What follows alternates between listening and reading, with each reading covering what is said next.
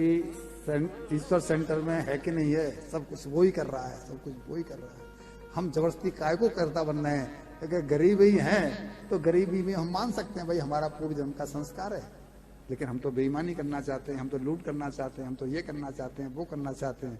तो ये जन्म तो क्या सुधरेगा, अगला जन्म और वो बंधन बनता चला जाता है, बंधन बनता चला जाता है। इधर जैसे ही महलों में पहुंचे परीक्षित, और जैसे ही उस मुकुट को अपने सिविल ड्रेस में आए, तो जैसे ही मुकुट को उतारा, अपने राजसी वस्त्र उतारे और फौरन क्लिक हुआ कि ये मैं क्या करके आया हूं। यानी कलयुग का असर खत्म हुआ और फौरन एहसास हुआ कि ये मैं क्या करके आ गया हूं। एक संत के गले में मैंने मृतक सर्प डाल दिया।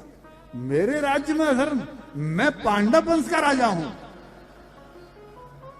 और भगवान से प्रार्थना कर रहे हैं, भगवान मुझसे ये अपराध हो गया, मैं मरूंगा तो मैं पापात्मा होकर के नहीं मरूं, मैं धर्मात्मा होकर के मरूं। ये तो पाप हो गया, अगमीस पाप। अनग कहा है अर्जुन को भगवान कृष्ण ने कि तू पापात्मा नहीं धर्मात्मा। अगमीस, अगासुर का प्रसंग हम सुनाएंगे आगे। अगमीस पाप, तो भगवान कहते तू अनग है, यानी निष्पाप है। मैं निष्पाप मरना चाहता हूं, ये मुझसे अपराध हो गया, भगवान मुझे कोई न कोई दंड मिलना चाहिए।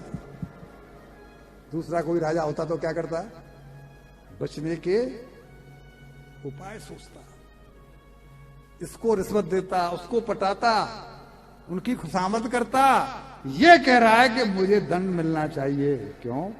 अगला जन्म मिलेगा तो नरक में जाना पड़ेगा, मैं निष्पाप जाना चाहिए। उसी समय इनकी जैसे ही कामना हुई तो ऋषि पुत्र के साप को, जब ऋषि पुत्र आया, पिताजी के गले में मृतक सर्प को देखा तो रोने लगा। बालक था वो, रोने लगा, और रोने की आवाज से समीप ऋषि का ध्यान भंग हुआ। जब वो जागृत हुए तो पूछा क्यों रो रहा है, तो बोला आप अपने गले में देखिए। गले में देखा तो मृतक सर्प पड़ा हुआ है। ध्यान लगाया कि मृतक सर्प मेरे गले में कैसे आ गया, मैं तो ध्यान में बैठा हुआ था, त्रिकालदर्शी है जैसा मैंने बोला। और ध्यान में आया, अरे राजा परीक्षित आए थे और वो समय भूख प्यास से व्याकुल थे। हमसे भी तो पाप तभी बनते हैं जब कोई न कोई जरूरत होती है कि बिना इसके काम। भरा पूरा आदमी एक बार को रुक भी जाए, लेकिन गरीब आदमी ये सोच करके माँ का इलाज करना है, माँ की दवाई लानी है, पैसा कहां से आएगा, चलो भाई। वो व्याकुल थे, उन्होंने मुझसे पानी तो मांगा था, लेकिन मैं ध्यान में था, इस नाते उनकी सेवा नहीं कर पाया। बेटा तूने बहुत बड़ा अपराध कर दिया। कैसे? बोले धर्मात्मा राजा है, कोई पापात्मा राजमा नहीं है। अगर ये राजा 7 दिन बाद नहीं रहेगा तो इसके बाद में जो राजा आएगा क्या पता वो धर्मात्मा होगा कि नहीं होगा। हम संतों का इतना ख्याल रखता है, इतना हमारा पालन करता है, उसका दोष नहीं है, उसके ऊपर कली सवार हो गया, त्रिकालदर्शी सब मालूम पड़ गया। तूने गलती की और भगवान से प्रार्थना की है कि मेरे बेटे को सद्बुद्धि देना, इसको माफ करना। ये बच्चा ये जानता नहीं किसने किसको साथ दिया है। ये है आचरण। हम वक्ता लोगों के व्याकरण तो बहुत सुंदर है, हमारे उच्चारण तो बहुत सुंदर है। हम इस लोगों को ऐसे ऐसे गाते हैं जैसे कि कोई भजन गा रहा हो।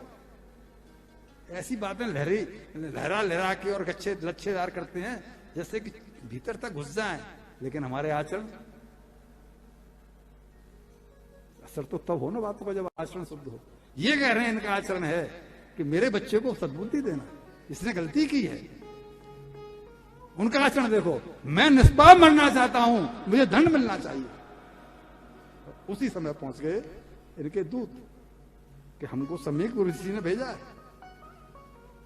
उन्होंने कहा है कि आज से 7वें दिन तक्षक नाग के डसने से तुम्हारी मृत्यु हो जाएगी। राजा ने, तुम्हारे पास 7 दिन का समय है, इन 7 दिनों में तुम अपने कल्याण के लिए कोई सत्कर्म कर सकते हो।